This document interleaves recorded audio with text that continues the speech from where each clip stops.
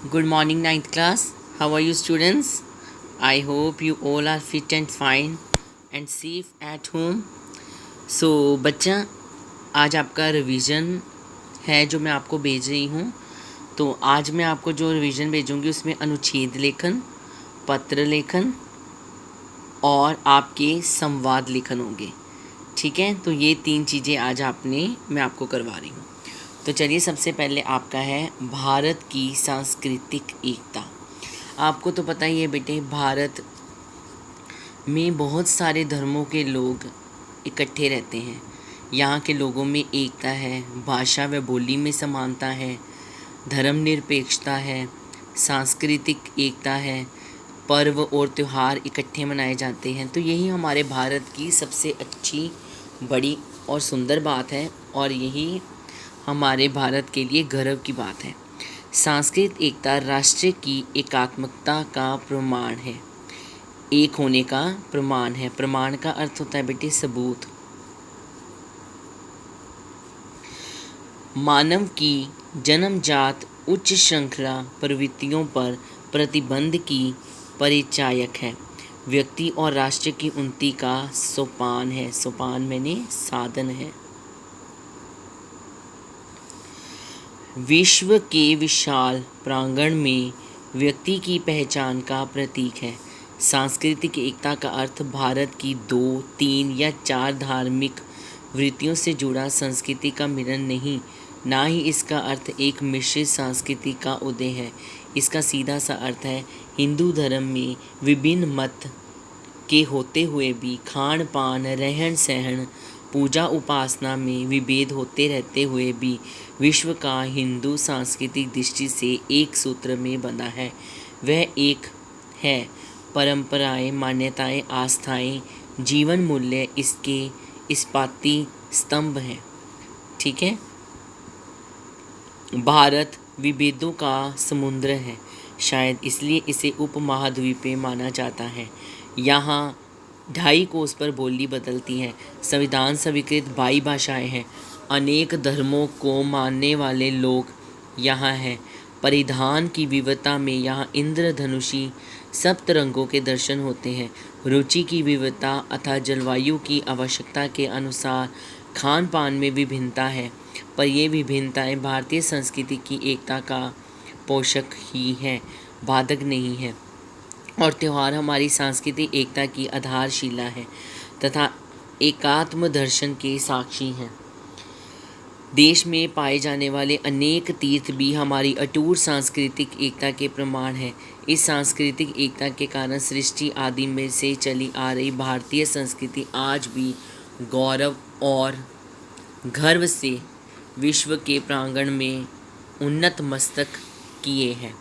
यही कारण है कि हमारी संस्कृति काल के अनेक थपेड़े खाकर भी आज अपना आदि स्वरूप में जीवित है. तो बेटे, यहाँ इसके राष्ट्रीय एकता का मतलब यही है कि बेटे हमारे यहाँ पर धर्मों के लोग भिन्न भिन्न रहते हैं, भिन्न भिन्न त्यौहार मनाए जाते हैं. हमारी एकता का यही चीज़ है कि यहाँ पर किसी को बांध कर नहीं रखा हुआ है. ठीक है, सब मिलकर रहते हैं. अनेक तीर्थ हैं यहाँ पर जो हमारी एकता, सांस्कृतिक एकता का प्रमाण है. ठीक है, सृष्टि से चली आ रही है हमारी जो भारतीय संस्कृति, जिसे पूरा विश्व मान करता है. ठीक है, तो ये था हमारा भारत की सांस्कृतिक एकता. नेक्स्ट है हमारा बेटे हमारा राष्ट्रीय झंडा. बेटे, इसे समझाने से पहले मैं आप सबको बोलूँगी कि एक बार अपने राष्ट्रीय झंडे को सैल्यूट ज़रूर करें. ठीक है, जय हिंद. अब इसका अर्थ ये है बेटे कि हमें अपने झंडे का सम्मान करना चाहिए. ये बेटे झंडा ऐसे नहीं बना है, इसे बनाने के लिए बहुत सारी कुर्बानियाँ हुई हैं. ठीक है, बहुत सारे शहीद हुए हैं. तिरंगे का हमारे भारत में, देश में भरपूर स्थान है. हमें तिरंगे का सम्मान करना चाहिए. तीनों रंगों का एक महत्व है ना, एक महत्व. तो वही हम इसमें पढ़ेंगे. प्रत्येक देश का एक राष्ट्रीय झंडा होता है. राष्ट्रीय झंडा देश के सम्मान का प्रतीक होता है। यही कारण है कि हर देश के नागरिक अपने देश के राष्ट्रीय झंडे का न केवल आदर करते हैं अपितु उसके सम्मान की रक्षा के लिए अपने प्राणों की बाजी भी लगा देते हैं। देश का प्रत्येक नागरिक राष्ट्रीय झंडे की मर्यादा का पालन करता है। हमारे देश का राष्ट्रीय झंडा तिरंगा है। इस झंडे में 3 रंग हैं। सबसे ऊपर केसरिया, बीच में सफ़ेद तथा नीचे हरा रंग है। इसके बीच में अशोक चक्र बना है। अशोक चक्र के स्थान पर चरखा था। चरखा दोनों ओर से एक समान दिखाई नहीं देता था। इसी के बाद में चक्र को राष्ट्रीय झंडे के मध्य रखा गया। झंडे के तीनों रंग प्रतीकात्मक हैं। प्रतीकात्मक कोई ना कोई प्रतीक है इसका। केसरिया रंग त्याग और वीरता का प्रतीक है। ये हमारे त्याग और शौर्य की गाथा है। शौर्य हमारी महानता। झंडे के मध्य सफ़ेद रंग शांति का प्रतीक है। शांति का प्रतीक इसलिए कि हमारा देश जो है वो शांति प्रिय है, वो हिंसा के खिलाफ़ है। लेकिन जब जब ज़रूरत पड़ती है तो भारत शांति को हिंसा में बदलने से भी पीछे नहीं छूटता, जहाँ पर देश की भलाई का काम है। हमारा देश संसार में शांति व भाईचारे का संदेश फैलाता है। झंडे का हरा रंग भारत की हरियाली और खुशहाली का प्रतीक है। झंडे के मध्य अशोक चक्र है। ये चक्र भारत की प्रगति, लोकतंत्र का प्रतीक है। हमारा राष्ट्रीय झंडा देश की विचारधारा के अनुसार ही बनाया गया है। सभी राष्ट्रीय पर्वों तथा देश पर अनेक भाग में झंडारोहण किया जाता है। ठीक है, जब भी राष्ट्रीय शोक होता है तब झंडा झुका दिए जाते हैं। हम सब राष्ट्रीय झंडे का सम्मान करते हैं। ठीक है, ये वेरी इजी। बेरोजगारी की समस्या। बेटे आप जानते हो कि बाहर कभी बेरोजगारी पर कभी बच्चों ने निबंध नहीं किया, बिकॉज़ वहाँ पे बेरोजगारी है ही नहीं।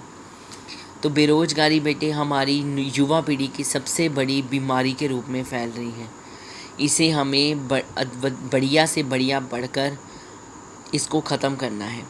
वास्तव में बेरोजगारी की समस्या एक दानव की तरह, दानव होता है राक्षस, हमारे देश के नवयुवकों को खा रही है। एक नौजवान जब पढ़ाई करता है, अपने क्षेत्र में विशेष ज्ञान प्राप्त करता है, फिर भी नौकरी के लिए दर दर भटकता है और हाथ केवल आती है तो निराशा, तब उसका आत्मविश्वास, कॉन्फिडेंस डगमगाने लगता है। ऐसे ही कई बेरोजगार नवयुवक गलत रास्ते अपनाने लगते हैं, बुरी आदतों का शिकार बनते हैं और समाज के लिए समस्याएं उत्पन्न करते हैं। विचार किया जाए तो मुख्य रूप से गांवों में बड़ी संख्या में लोगों का शहरों में आना, दूषित शिक्षा प्रणाली, बढ़ती जनसंख्या जैसे कारण इस समस्या के मूल रूप से दिखाई देते हैं। तो बेरोजगारी की समस्या को दूर करने के लिए हमें इन कारणों से निपटना होगा। कृषि का समुचित विकास आवश्यक है। शिक्षा प्रणाली में परिवर्तन करके उसे व्यायाम से जोड़ा जाए। जनसंख्या नियंत्रण की ओर सजग प्रयास हो। साथ ही ये भी आवश्यक है संपूर्ण राष्ट्र के लिए एक व्यापक रोजगार नीति अपनाई जाए और सरकारी तथा निजी क्षेत्रों में उत्पादक प्रवृत्तियों को प्रोत्साहित कर रोजगार के नए अवसर उपलब्ध करवाए जाएं। सरकार द्वारा इस संबंध में अनेक उपाय किए जा रहे हैं, किंतु और अधिक सजग प्रयासों की आवश्यकता है। ठीक है बेटे, तो वेरी इजी। नेक्स्ट बेटे हम करते हैं पत्र। तो बेटे आपका पहला पत्र है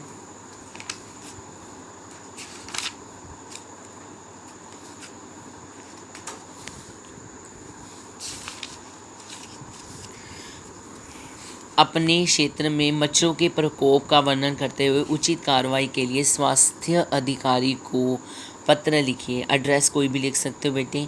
श्रीमान, दिनांक की जगह बेटे 2020 लिख लेना, बस आगे डॉट डॉट डाल देना। स्वास्थ्य अधिकारी महोदय, नगर पालिका शादरा दिल्ली, यहाँ पर आप बेटे जलंधर लिख लेना। मोहल्ले में फैली गंदगी के समाधान हेतु, ये आपका विषय है महोदय। इस पत्र के द्वारा मैं आपका ध्यान अपने मोहल्ले में फैली हुई गंदगी की ओर आकर्षित करना चाहता हूँ।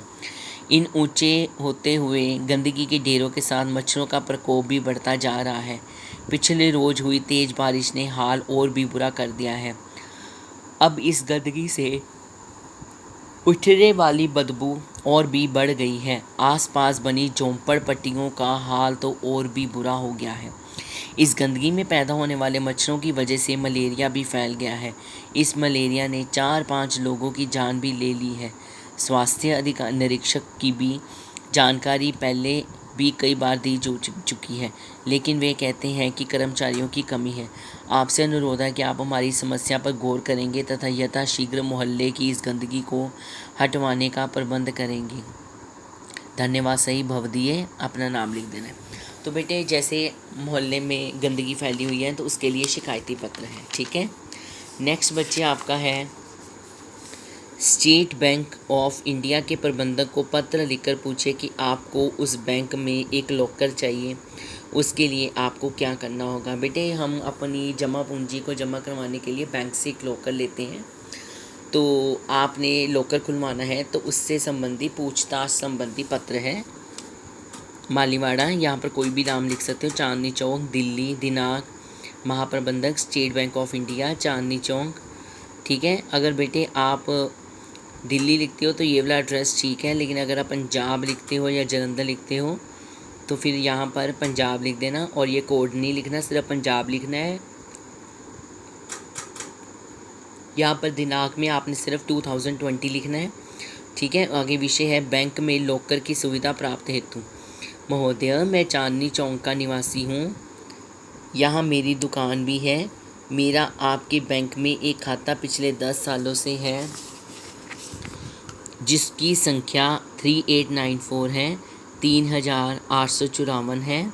अब मैं आपके बैंक में एक लॉकर की सुविधा प्राप्त करना चाहता हूँ, कृपया आप बताएं कि मुझे इसके लिए क्या करना होगा। धन्यवाद। आवेदक नीचे अपना नाम लिखना है, ठीक है, वेरी इजी। उसके बाद बच्चे आपके हैं विज्ञापन लेखन।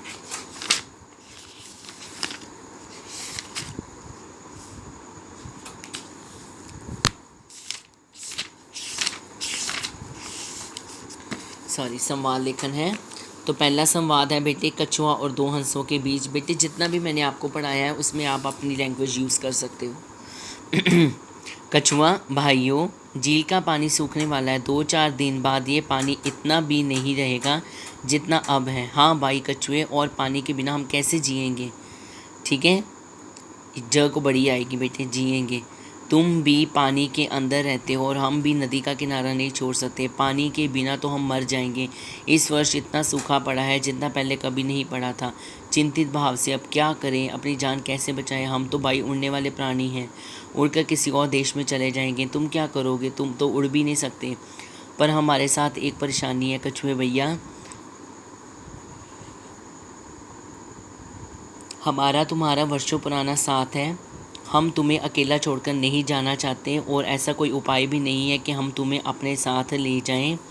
चिंता के साथ दोनों हंसों की बात सुनते हुए, क्या तुम सचमुच मुझे अकेला छोड़कर चले जाओगे। हम नहीं चाहते कछुए भैया, हम ऐसा नहीं चाहते, पर इस संकट में निकलने का उपाय तो निकालो, ठीक है। बेटे आप खुद भी बना सकते हो।